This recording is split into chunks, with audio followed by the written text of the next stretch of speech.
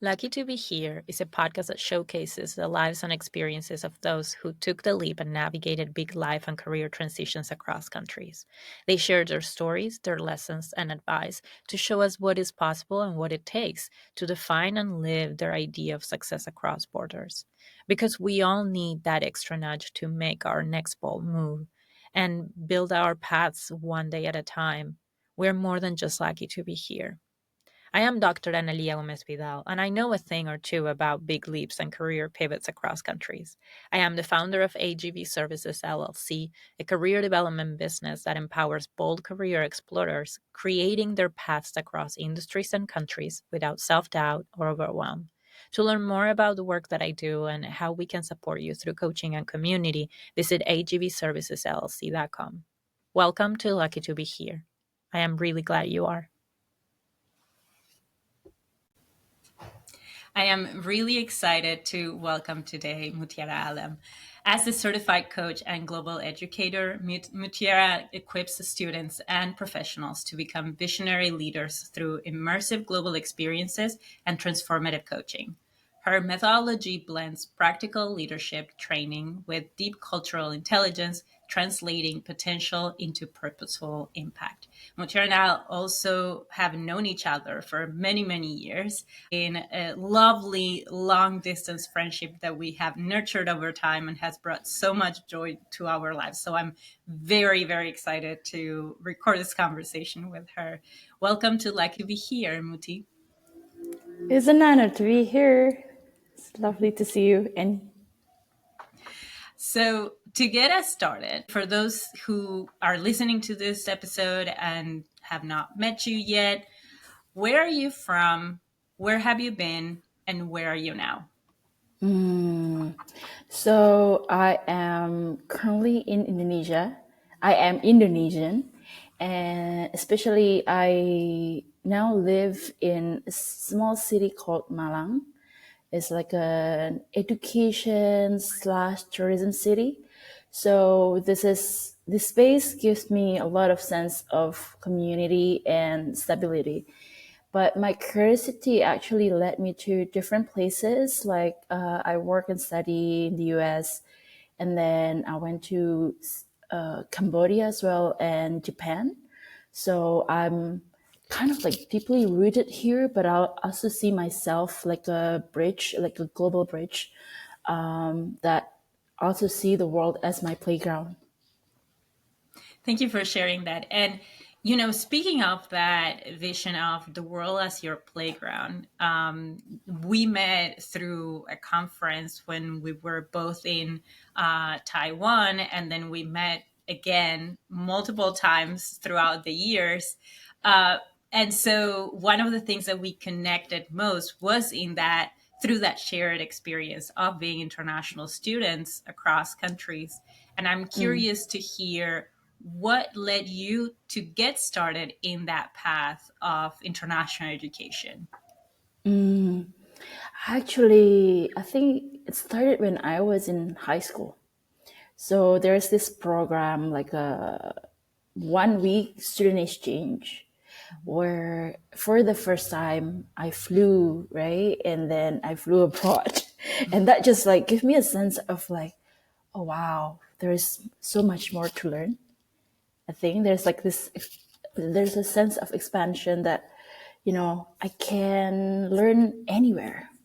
And seeing like different sides of the world, especially comparing, for example, that first trip I went to Singapore, and it's very different to Indonesia. Like we have a lot of people. There's like not so many. We have a huge land. There is like very little, but it's very well organized. And so, I can see like different reality, like what can be possible. So I think that brought a lot of curiosity inside of me and desire to see the world a lot more often and a lot more, I guess, braver in a sense. How old were you when that first trip happened? Oh,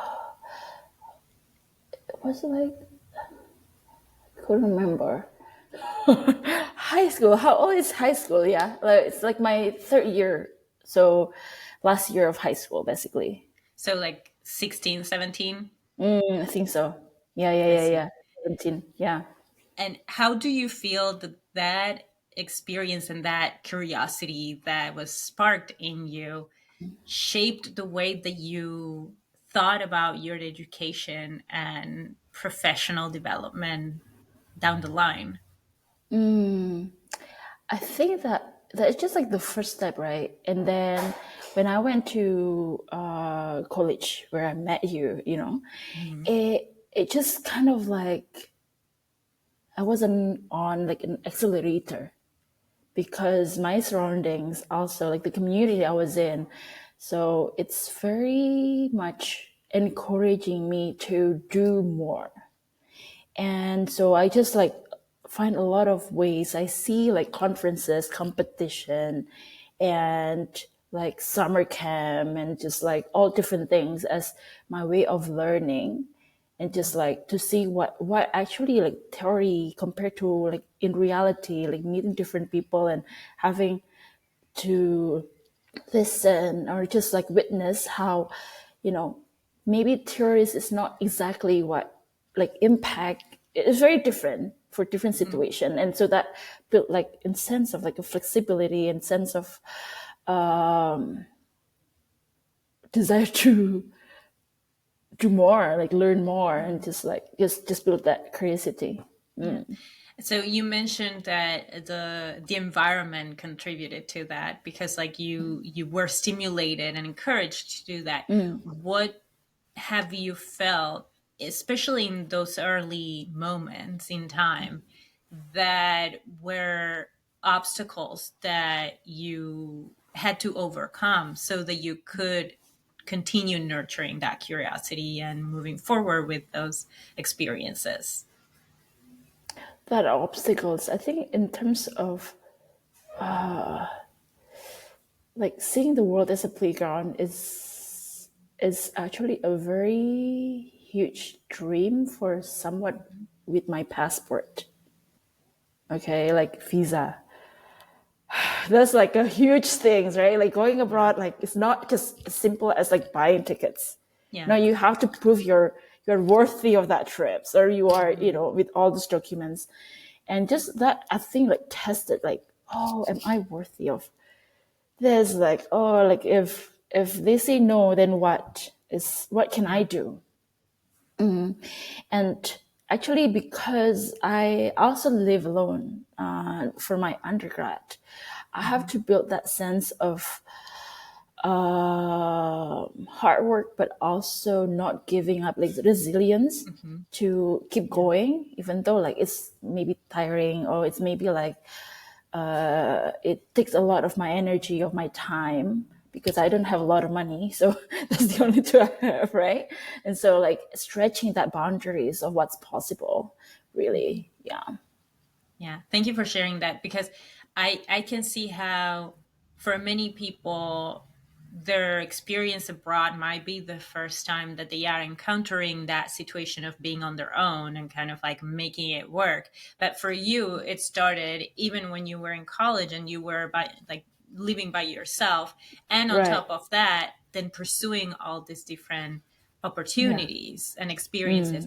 If you don't mind me asking, one thing that I would love to talk a little bit more about is this aspect that you were pointing to, which is very much very present in our lives as international students and workers across countries, which is the bureaucracy of it, and particularly the process, right? Right. Um, so, for anyone who's listening who might be based in Indonesia or in a different country, but wanting to understand what it is like to start a process like that, would you mind walking us through what you had to do to make sure that you were ready to then go ahead and have these trips, whether it was like to the US or other countries? Right.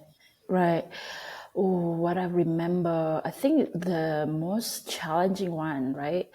I remember it was like my third year. I have to go to UAE Hmm. into wait, no, I have to go to Russia in July, and then I had then to go to UAE in August. Mm-hmm. Both things need my passport, right? Like I have to like hand in my passport to this embassy to work on their things, and then I have to move to another embassy to work on my other things, right? And it's a lot of like, I think especially at that time I was only a third year student, like a lot of risk, like what if I what if they say no? If is the time enough, right? And then Yeah. also because I study in Universitas Indonesia, which is Mm-hmm. near Jakarta, but it's not in Mm-hmm. Jakarta. So I have to like take a train and then take a bus, take a different bus to get to the embassy, right? Like there is Mm-hmm. no agent, no, because I have no extra money, so I have to do it on my own. Yeah. So doing all of that, in addition to my classes, in addition to all the other activities I'm doing, so I have to make sure I have time. I have to make sure I have energy to go, because I remember one time, right? I called my dad. Mm-hmm. I asked him like, "Can you pick me up? I'm so tired." But he lives in another, part of the island. Okay, so it's like 2 hours flight away. So it's Mm-hmm. not like a drive. So 2 hours Yeah. flight away. It's almost kind of like a wish that is impossible. Right? I really need someone to pick me up. I'm so tired. And he was like, "Do you really want to go? You can also not go if you are tired." I'm like, that just like give me a boost of energy. I'm fine. I'm going back to my dorm, no problem. So just kind of like, okay, I have to do this anyway. Yeah, so things like that. It's so interesting you mentioned that, because it is true that sometimes, especially when we are in those moments of high stress, there Right. is that sense of powerlessness that Mm, overcomes us, and it's almost like yeah. we forget that there are choices to be made. Yeah. And then when faced with that question, it's almost like out of spite, you're like, no, dad, I'm pushing through with this. Yeah, exactly. I'm just like, no, I'm fine. I'll keep going. Yeah. So so in that spirit, in addition to like the unintended pep talk from your dad, what were other elements that helped you keep going, especially when you were connecting those dots, like going through the process of figuring things on your own without being able to afford additional support from an agent or an expert in the matter, also combining all these different rules and regulations from different embassies in different countries, and all the uncertainty in between. I think just like my why, like, oh, this is important for me, and that it's, the energy, the time that I have to spend for this is worth it. Mhm. So those kind of like, so I think it's about like, I think my curiosity is bigger than, whatever obstacles that comes my way, because this is important. And Mhm. I think just there's also a sense of responsibility of the privilege I have. So, Mhm. the fact that I'm able to do this, even though it's Yeah. hard, that's a privilege in itself. Then I have to be responsible for my choice. Mhm. Yeah. That's really powerful to hear, and also to keep in mind, right? The making the choices, and then really taking the steps to honor them, that it's not easy, but it is worth it, right? And as we are talking about this early experiences that you have had, this have all been shorter term experiences, but then you also have had the longer term experience of being an international student in the US, for example.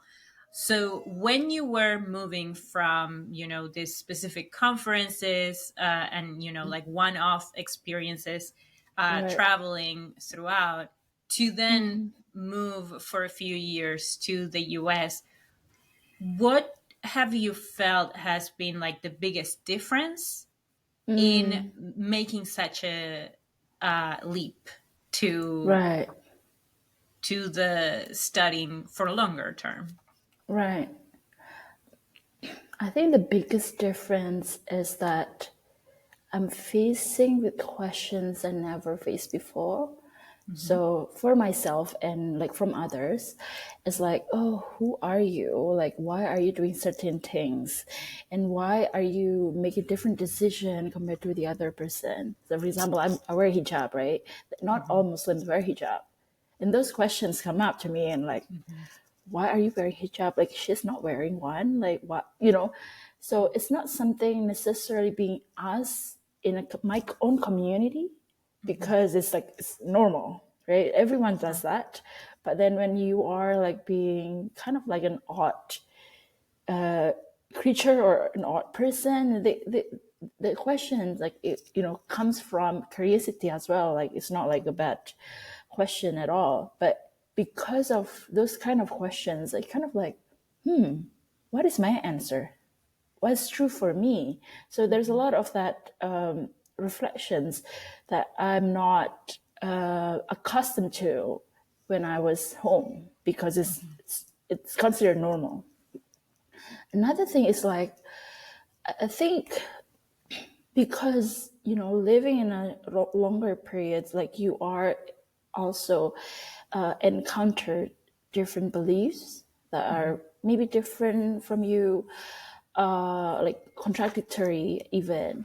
And so it's like having to exist but also thrive in those situations is also kind of like a stretching my own resilience in a sense, because I think when I was in US, it was also during like a political climate that is very like heated. Like everyone Mm-hmm. is very sensitive in sense, and so like existing in that environment Mm-hmm. compared to where I live, where I look very much Indonesian. Like I'm the majority, I'm part of the majority.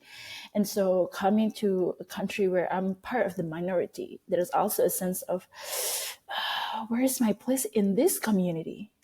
Can I create like a corner where I can thrive?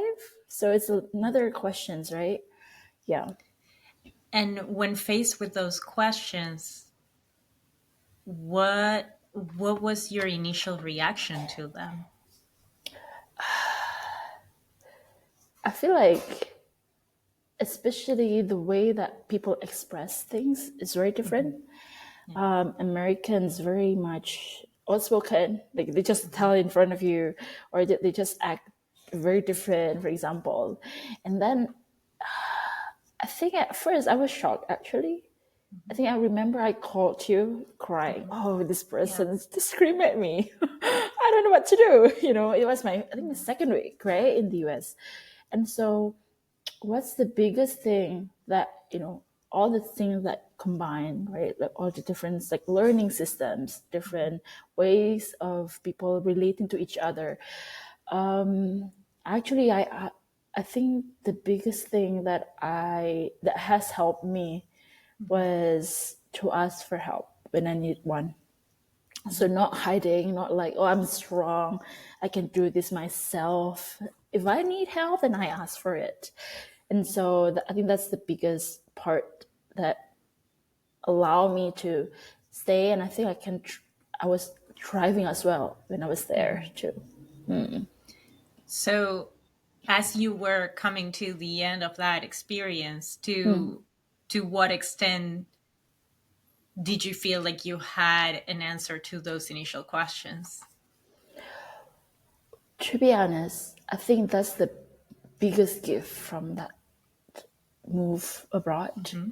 Okay, so finally, when people ask me, what do you get out of the experience, right? Like my master degree, the degree is my door.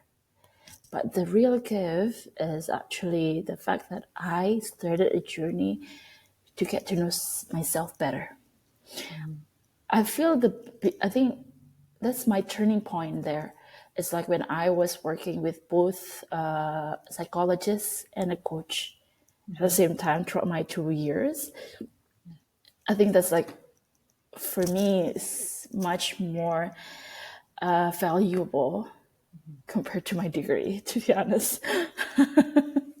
But yeah, I think it's just kind of like the foundations that Yeah. brought me to where I am today. Mhm. What do you feel has been the biggest realization about who you are that you took away from that work? I'm worthy of good things just because. Mhm. Like, I don't need to defend, like, oh, I'm worthy because I'm like hardworking. I'm worthy because, all this different, accolades. Just because I'm like, just like, I feel it in my kind of like, I feel very grounded in that belief. Mhm. I'm worthy of good things. I'm worth to be loved. That's it. Like, there's like period there. There's no reasons. Like, I'm just worthy. Yeah.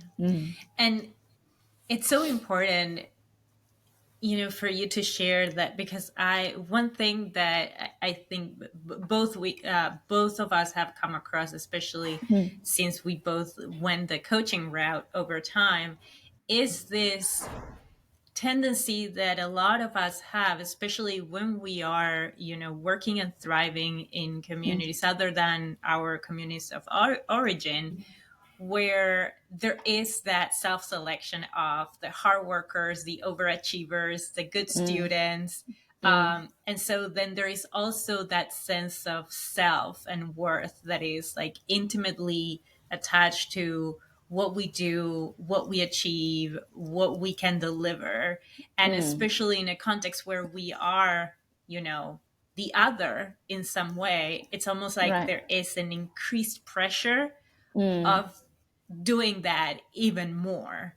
Right. And so for you to have that realization by the end of it, of just being, I am worthy, period.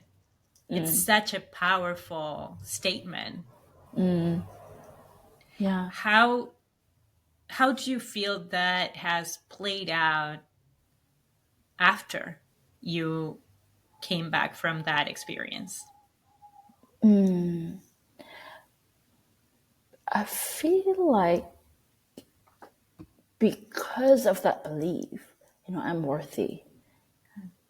It's easy for me to say no for things I don't agree with, or I don't feel aligned with. Mhm. It feels comfortable to defend my boundaries. Mhm. Or, or it also feels very natural or authentic to be open about my values. Oh, I value, for example, courage. I value my faith.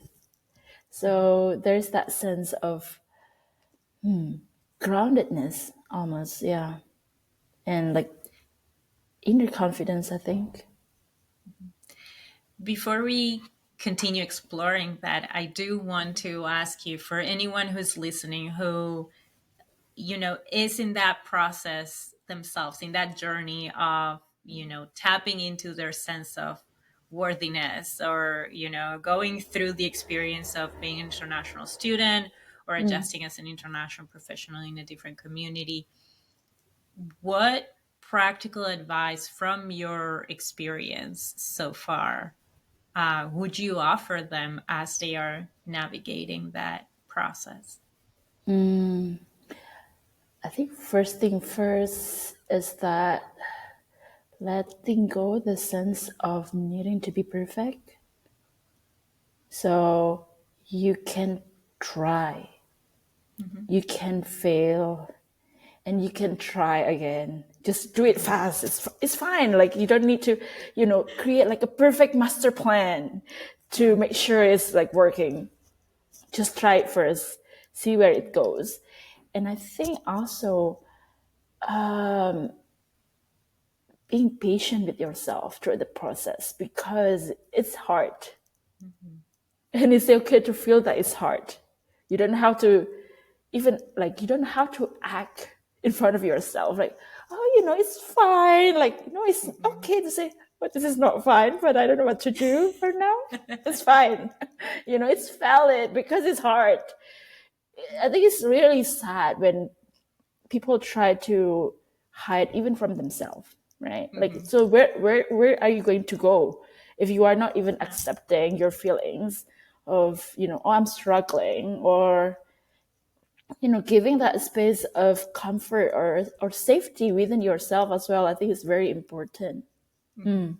Yeah, and often what happens is like if you are caught up in that process where like you're just like keep going and continuing to say like I'm fine, I'm totally fine, everything is fine. Eventually like it catches up with you. So whether it is Mm, like internally and you end up like imploding emotionally, or you end right. up lashing out to others without really understanding why. But Yeah. ultimately there is that element where like if you cannot be honest with yourself, then it's also harder to be honest with others and to ask for help, like you were saying earlier Right. too. Yes. Correct. Yeah. So I do want to continue exploring what you were sharing about, the transformation that happened after going Mm, through these experiences. And one thing that I wanted to ask you more about is, like you talk in your work too about your own homecoming. mm, And so I would love to hear a little bit more about what does that homecoming look like to you? mm. So after, going to, like, after living in different places, actually, I haven't been in my hometown for since 2010. Mhm. So this is kind of like the first time that I'm actually staying longer than 3 months. And this journey is actually meant about coming home to myself. So being comfortable wherever I am, including my hometown. Mhm. And secondly, creating or designing a different relationship with my hometown. So I think when I started in 2010, when I moved out, this city doesn't hold a lot of good memories for me. So, like bullying, all these different things, right? Having to perform, things like that. But then as I moved back home, I realized I can create a different relationship with the city as well, with the community that I was a part of like earlier in my younger days. So having that realization, it actually giving me a lot of like a sense of freedom. Mhm. So even I can create a new way of relating with my community as well. And that also, I think there's also part of like the conversation I had with young people here Mhm. that made me realize that, wow, I'm 10 years older sometimes with these people, right? Yeah. And the things I did, some of them are still surprised. Even though I'm like, wait a minute, like I was in school like 10 years ago, like what's Mhm. happening, right? And so I realized that I think there is more I can give Mhm. from the experience I had to the people that to the people that is part of the city, is part of my community. Yeah. What I love the most about what you just shared is, like we talk a lot about cultural shocks and also reverse cultural shocks, right? When Mm, we come back to the place mm, that we grew up in from a different perspective. And right. the way that you're sharing it offers such a beautiful and empowering way of connecting with it. It's like Mm, that space has changed. You have changed.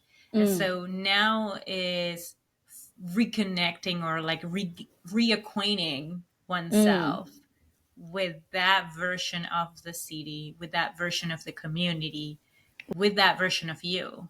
Right. Yeah. What have you felt that has been the biggest surprise that you have encountered in that process so far?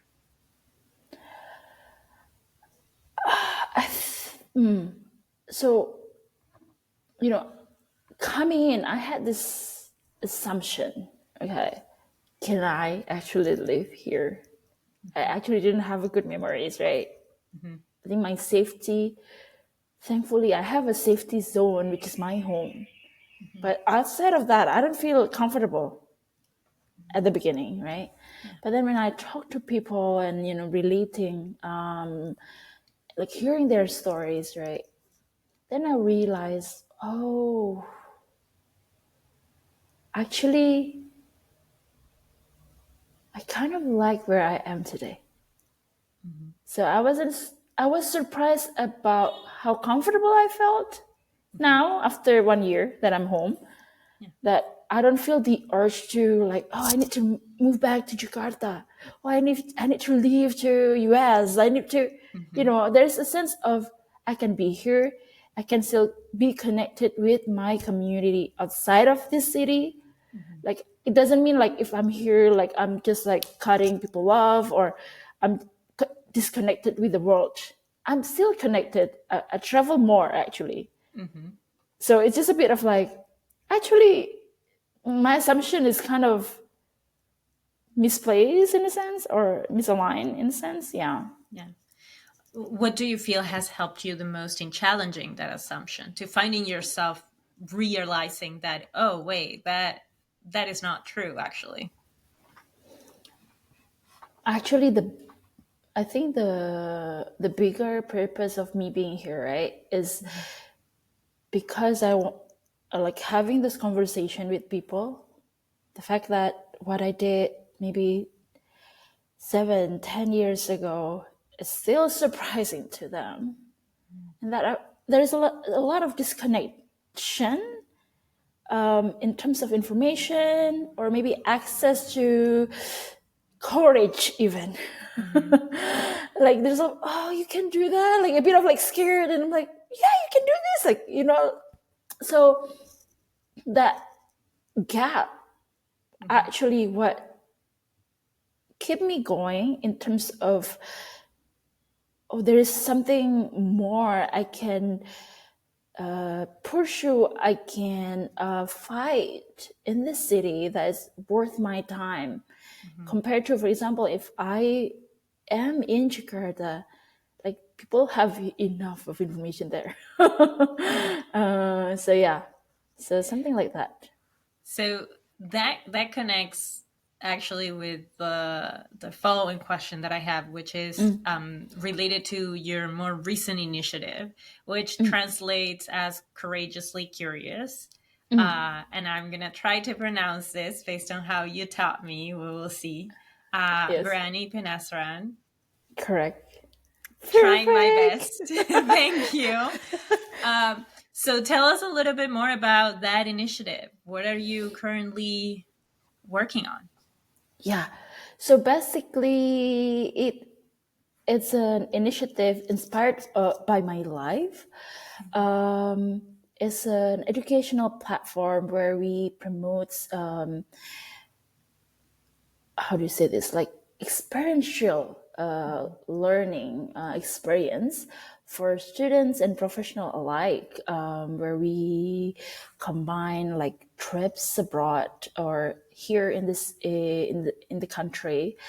People get to travel with purpose, and we do that through our programs with in collaboration with schools and universities, but also private trips with special arrangement. And then we also do have an academy where, because of those trips might be inaccessible to some parts of the community. We have like workshops or career clinics, research clinics with students in town. So it's a bit more accessible for them. And we provide also mentorship as well. And then we also have consultancy. So this is more with B2B, working with institutions, either how do you say this, like a scholarship, foundations, things like that. Yeah. What if we were to dream very big for a minute, what would be your bold vision for this initiative?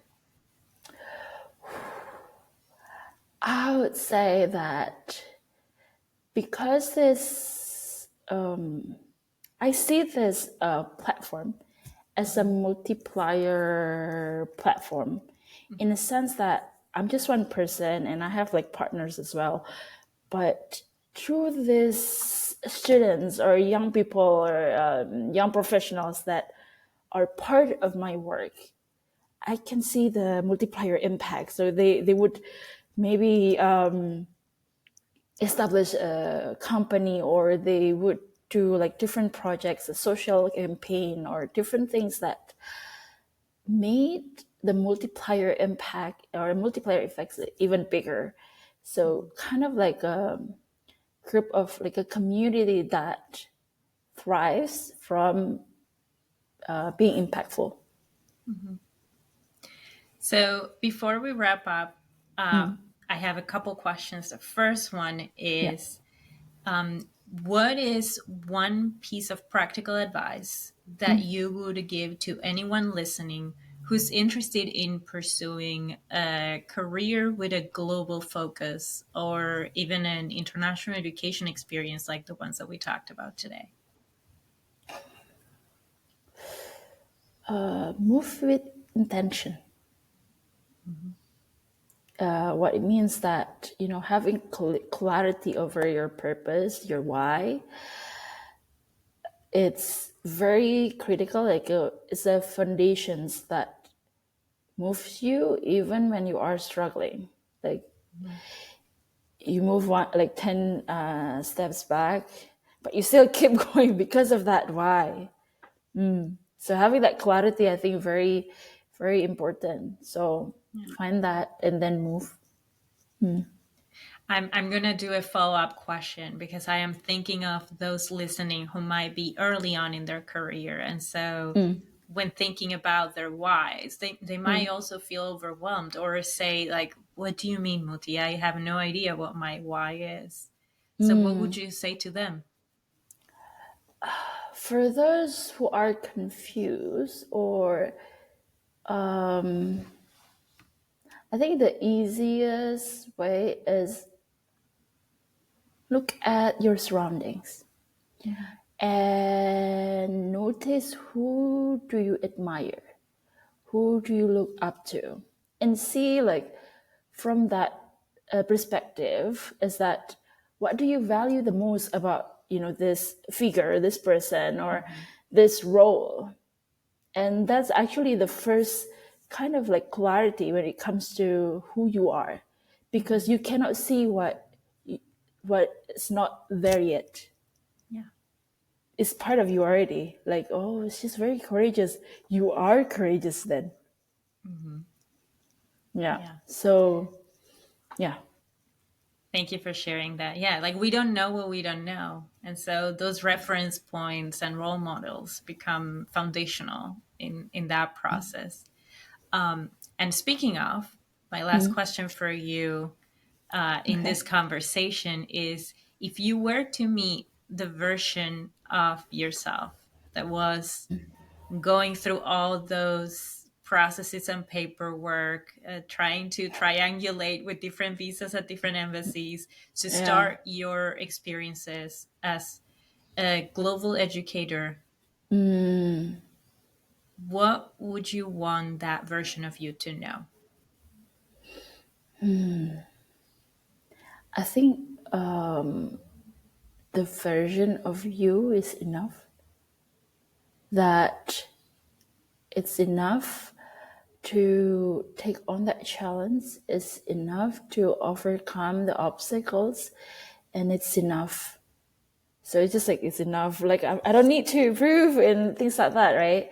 But also I think that as human, as a person, you are bound to change. So embrace that change as well within you and within around your surroundings. Thank you so much for your time and this beautiful conversation. It is always a pleasure to catch up and connect. For anyone who's listening, who wants to also find you and connect with you, where can they find you? The best way actually is to send me a DM on Instagram at Coach Muti, or they can access my website as well, www.selfcare.com. Excellent. And before we forget, we cannot not mention Yes. that you are also a big BTS fan. Of course. So, See, the level of energy is awesome. so for anyone who's listening who has not really, been into BTS, or at least definitely not at the same level of fandom that Muti Okay. can reach, what is one song that you suggest that they go look up right now after this episode? Oh, okay. So there is one song that actually brought me to the fandom. Mm-hmm. Oh wait, not one song, actually two songs. Okay, I don't know how to choose. Okay, the one song is like called Magic Shop. Mm-hmm. So there's this line of, "Oh, I'm not going to tell you to be strong, but I'm going to tell you my story." Basically, finding that magic within you. It actually inspired my life purpose is to be a magic galaxy. So it's inspired by that. And the second one is kind of similar. It's called Microcosmos. Mm-hmm. So you like kind of like a small universe within the universe. Mm-hmm. So having those two really comforted me, especially when I went through burnout. So Mm-hmm. finding that even in like the lower, like if you are in like the bottom, there is you can find magic within you and just take that step up. I am so glad that I asked this question. And so we wrap up with this beautiful message. And also, thank you so much to you for sharing your magic in Lucky to Be Here. Thank you, Amy. Thank you for the opportunity. If you made it to the end of this episode, thank you. Remember that you can use code LUCKY25, LUCKY25, to get 20% off when you subscribe to my coaching membership, AGB Lab for Career Explorers. Learn more about AGB Lab and book your call to join using the link in the show notes. That is all for today. My name is Dr. Analia Gomez Vidal, and I thank you for joining us today on Lucky to Be Here. If you liked this episode, please make sure to rate and review and subscribe wherever you're listening. You can also sign up to our newsletter using the link on our show notes to access the video version of our episodes. To learn more about the work that I do to support bold career explorers across countries through coaching and community, please visit agbservicesllc.com and follow AGB Services LLC on LinkedIn and Instagram. I'll see you next time.